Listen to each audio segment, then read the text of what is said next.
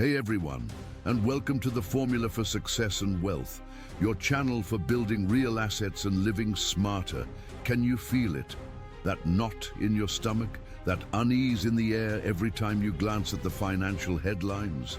The stock market feels like a minefield right now, and the specter of recession is looming, tapping into our deepest anxieties. But what if I told you this brewing storm isn't just bad luck? What if powerful influences, maybe even a central figure like Donald Trump, are somehow setting the stage for a major shakeup?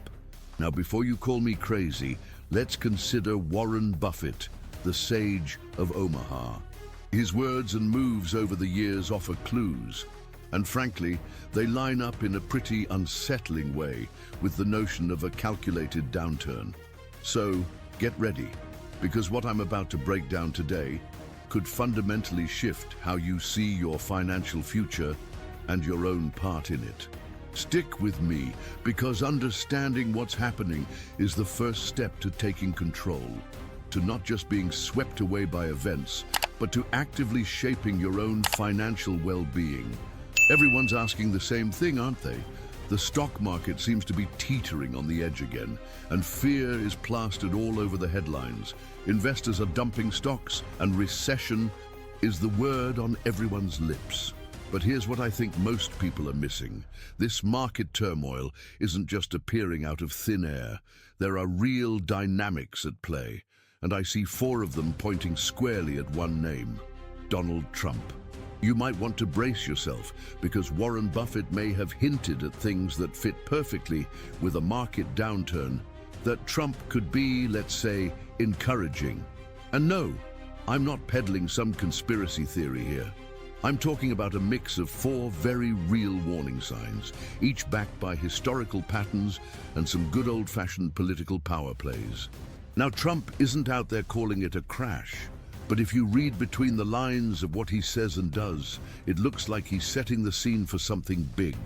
Today, I'm going to unpack each of these four factors, show you how I believe they connect directly to Trump's comeback strategy, and most importantly, what you should be thinking about. This is where a potential trade war 2.0 could kick off. Let's rewind the clock a bit, way back to 1930. A law was passed in the US called the Smoot-Hawley Tariff Act. Now, you're not alone if that name doesn't ring a bell. Most people haven't heard of it unless they're deep into economic history. But I guarantee Warren Buffett knows exactly what went down. Here's the short version: the US government, trying to shield American farmers and workers during the early days of a downturn, decided to slap heavy tariffs on imported goods. The idea was to make foreign products more expensive, so people would buy American. Sounds like a simple fix, doesn't it? But what actually happened was the complete opposite. Other countries hit back, one by one, imposing their own tariffs on American goods. Global trade seized up. Instead of helping the economy, it ended up making things a whole lot worse. Businesses couldn't sell overseas, prices shot up, and international cooperation just crumbled. What was already a severe recession spiraled into an all-out catastrophe, the Great Depression. Now here's the wild part. Between 1929 and 1932, the Dow Jones Industrial Average plummeted by almost 90%. Let that sink in for a moment. Imagine having $100,000 in the market and waking up to find only $10,000 left. Banks failed, credit dried up, and millions of jobs vanished. What started as a trade decision snowballed into a decade-long economic disaster. This is why I think Buffett always cautions about the economy. History doesn't repeat itself, but it sure does rhyme. And all this talk about trade wars sounds awfully familiar. One of his most famous sayings implies just that. Only when the tide goes out do you discover who's been swimming naked. And right now, that tide might be going out again, exposing all the risks, bad decisions, and poor planning. Fast forward to Trump's first term. He came in strong with his America First agenda and started imposing tariffs on major trading partners: China, the European Union, Canada, and Mexico. His team framed it as a way to protect American jobs and industries. But what it really did was shake up supply chains and raise prices for everyone. And now, here we are in 2025, and I see the possibility of Trump rolling out massive tariffs all over again. Buffett has consistently said that international trade ultimately results in net gains for the world. He's no fan of deficits, but he recognizes that cutting off partners and triggering retaliation over trade disputes isn't a smart strategy. It's like declaring an economic war. The question that I believe Buffett would be considering is the real impact of tariffs on the economy. We've had plenty of experience with tariffs, and they often amount to an act of war, economically speaking. Another critical question, one often raised in times of economic instability, and something I'm sure Buffett would ponder, is how tariffs would affect inflation over time. If there are taxes on goods, what does that practically mean for consumers and businesses? And we always need to ask ourselves, what's the answer to persistent inflation? When people say inflation is sticking around, that consumer prices keep climbing, and there's no end in sight, will any prices be lower in 10, 20, or 30 years? And what should we make of the current efforts in Washington to tackle these issues? Yes, technology changes things in all sorts of ways, but Washington is Washington. And the problem with politics is that you often have to make compromises along the way. But here's a fundamental point I want to make. This isn't just about China. If Trump pushes ahead with this kind of trade war, especially while inflation remains a problem and global markets are already on edge, we could be looking at serious ripple effects. Investors know this. The market knows this. And who else knows? I see capital increasingly moving into liquid assets, which suggests a perception of potential instability in the US dollar and the domestic market. Buffett also maintains significant investments in Apple, which I don't think is a coincidence. The company thrives in international markets, a situation that would be directly threatened by a trade war that hurts global demand. So when we see a moment where a recession looks almost unavoidable, Buffett's advice, as I understand it, is to watch the consumer. The American economy is about 70% consumer spending. If confidence drops, savings go up, and credit tightens. That won't be a gradual slowdown. It'll be like a freight train hitting. This is just the first domino, in my view. Let's move on to something even bigger: global power dynamics. Trump has made it clear he wants NATO to pay up or shut up. He's explicitly stated the US shouldn't protect countries that don't contribute financially to defense.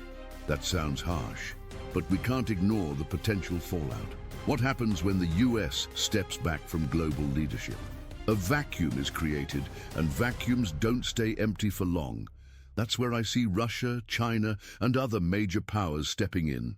Now, take a look at the current state of the world. Ukraine is still locked in a brutal war with Russia, with no end in sight. In fact, Russia has ramped up hostilities, while China keeps a close watch on Taiwan, and the Middle East is simmering with heightened tensions between Iran and Israel. If the US were to withdraw from NATO, or even slightly weaken its commitment, I believe the likelihood of new conflicts would increase significantly. Investors hate uncertainty, but they dread wars, especially ones that could spread across continents and draw in allies. Warren Buffett isn't a war investor, but he's a realist. He has invested in defense companies before, not because he loves conflict, but because he knows instability can drive growth in certain sectors. Berkshire Hathaway's investments in military logistics and cybersecurity show, in my opinion, a shrewd approach in the face of geopolitical tensions. The company holds stakes in firms like General Dynamics, a maker of tanks and defense systems, and supports Raytheon Technologies, now RTX Corporation, a supplier of advanced weapons systems and aerospace technology. This strategic stance isn't an endorsement of war, but a recognition of how conflicts influence global markets, adapting to changing demands for security and infrastructure. When Buffett talks about the turbulence of the 20th century, He highlights how preventing adverse scenarios is more effective than dealing with their aftermath. Crises, though painful, build resilience. The growing global polarization and potential for conflict present a significant test for financial markets. In this context, Donald Trump's possible strategy of triggering a market downturn to compel the Federal Reserve, Fed, into aggressive interest rate cuts deserves our attention. As a businessman, Trump understands the connection between low rates and hot markets, which fuels real estate, stocks, and cheap debt. His opposition to the high rates adopted by the Fed, even calling it an enemy of the state, demonstrates this view. Trump's strategy of pressuring the Fed would be risky, though history shows the central bank can react swiftly during crises, like cutting rates to near zero within weeks in March 2020. Lowering interest rates also reduces the cost of U.S. public debt, an annual burden of over $1 trillion in interest payments. A potential drop in interest rates from high levels to a range between 2% and 4.5%, resulting from a possible forced recession, could save hundreds of billions annually in interest payments. Such an action, despite its potential negative impacts, could pave the way for tax cuts and economic stimulus aimed at stabilizing the economy. However, Warren Buffett, from what I've gathered, expresses concern about the risks of artificially low interest rates for extended periods. To him, this situation, like a financial gravitational pull being switched off, distorts valuations and risk appetite. Berkshire Hathaway's financial position, with over $330 billion in cash, isn't just by chance, in my opinion. I believe the company is strategically positioned to capitalize on opportunities arising from any economic instability. Instability that Trump's policies could very well intensify. Remember Buffett's mantra, be fearful when others are greedy, and greedy when others are fearful. If Trump is intentionally or not tanking the market, Buffett isn't complaining. He's just watching patiently, ready to act. But there's something more concerning to me. The key piece that connects everything as I see it is Trump's strategic use of chaos to gain leverage, not just in US politics, but in global politics too. This isn't just a market dip. It's a calculated disruption that opens doors for bold moves, both domestically and internationally. Trump thrives on chaos. He always has. And the consequences could be economically, politically, and diplomatically unbalancing. The more room he creates to demand changes, force deals, and rewrite the rules, the more excuses he'll have to pressure the Federal Reserve for lower interest rates, push Congress for tax cuts or deregulation, and to push back against traditional alliances like NATO or multilateral trade agreements. This environment gives Trump the chance to say, see, the system doesn't work without me. He can expand executive authority under the banner of an emergency, divert attention from investigations or internal resistance, and reshape institutions that normally act as stabilizers. Disaster becomes the justification.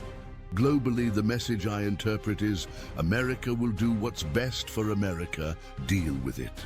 By creating market volatility and uncertainty in diplomatic commitments, Trump gains an edge in negotiations with China, Europe, OPEC, and any other country. If the US economy falters under his leadership, he can impose new terms and claim victory when the recovery begins, on his terms. Warren Buffett, who has always praised the resilience of American institutions, sees this kind of chaos as dangerous because it shakes global confidence.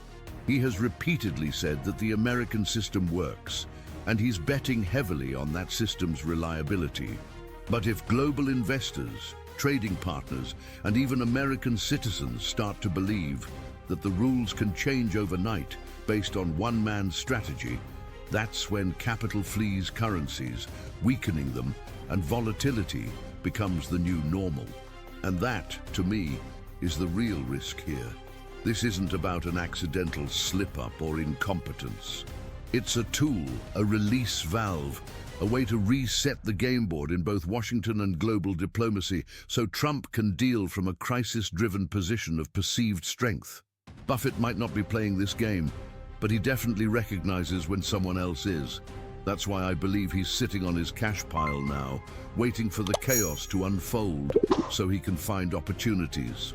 But here's the big question. If this crisis is, in some way, influenced or planned, and if it has already started to unfold, how do you protect yourself? Or better yet, how can you potentially profit from it? First, and this is crucial in my book, you can't prepare for an attack if you don't have a defense. Before you jump into the market chasing any opportunity, you need something simple, an emergency fund. I'm talking 3 to 6 months of living expenses tucked away safely.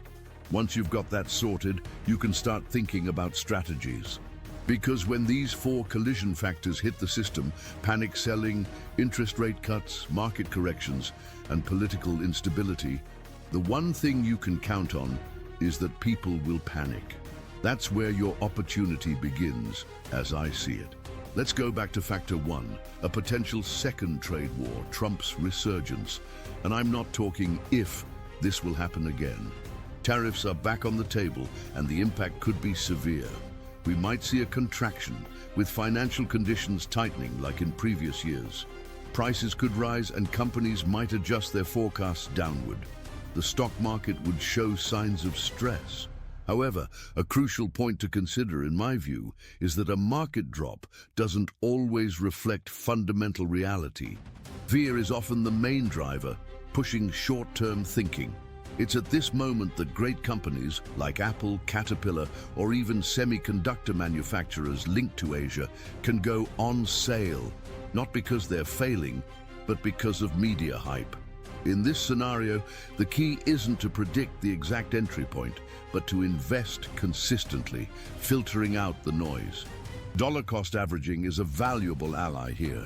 By setting aside, say, $200 every couple of weeks for investment, regardless of market behavior, you smooth out the swings. When panic sets in and prices fall, you're buying more shares at lower prices. Now, let's look at the NATO factor, with escalating uncertainty and growing war risks. The situation is concerning, but not all industries are negatively affected by global tensions. Defense companies like RTX, Lockheed Martin, and Northrop Grumman tend to see big spending increases during periods of instability. Returning to factor 3, Trump's pressure on the Federal Reserve to cut interest rates. Consider this. When interest rates fall, bond prices rise, loans become cheaper, and growth stocks often recover strongly.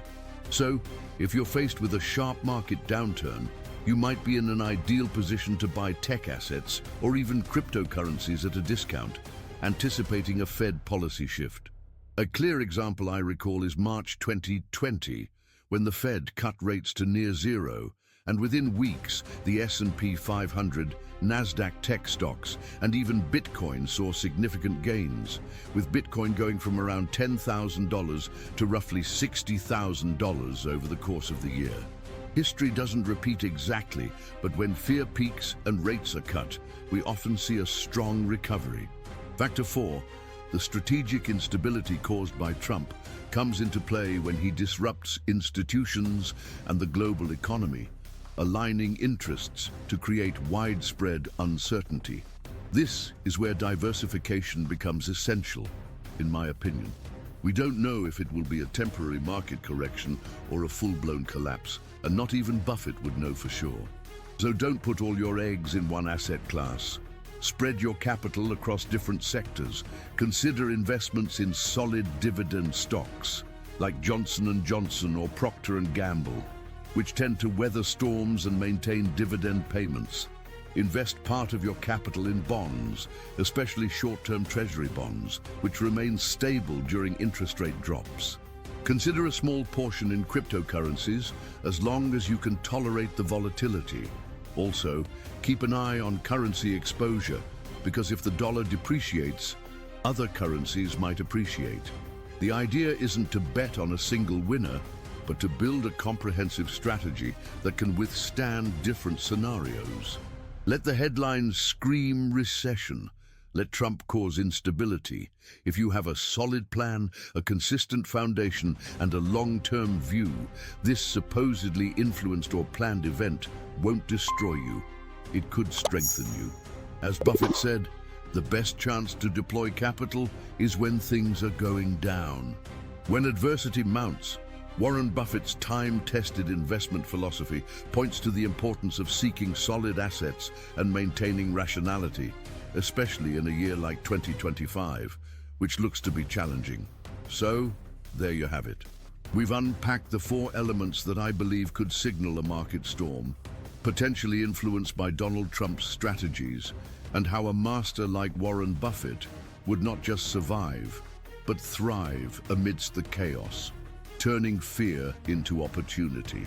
But this analysis isn't just for admiring Buffett's shrewdness or for fearing political maneuvers. It's about you. Right now, as the gears of the global economy grind and uncertainty seems to be the only constant, the most important question I can ask is, what are you going to do? Are you going to be paralyzed by fear, waiting for the storm to pass? Or are you going to use this knowledge as both a shield and a sword? Think deeply. Is your financial house in order? Do you have that safety net that lets you breathe even when the world outside seems to be crumbling? If the answer is no, or maybe, then I believe the time to act is now. Not tomorrow, not next week. Start small, but start. Build your reserve. Diversify wisely. Educate yourself continuously. And more than that, don't face this path alone. If this content opened your eyes, made you think, or even made you a little uncomfortable, which is good because discomfort often precedes change, then our work here is just beginning. Subscribe to the channel, hit the notification bell, and join our community. Let's continue exploring the complexities of the market together, deciphering the strategies of major players, and most importantly, empowering you to make the best decisions for your future. Because in uncertain times, knowledge and community are your greatest assets. The decision is yours, the future is yours. Shall we build it together?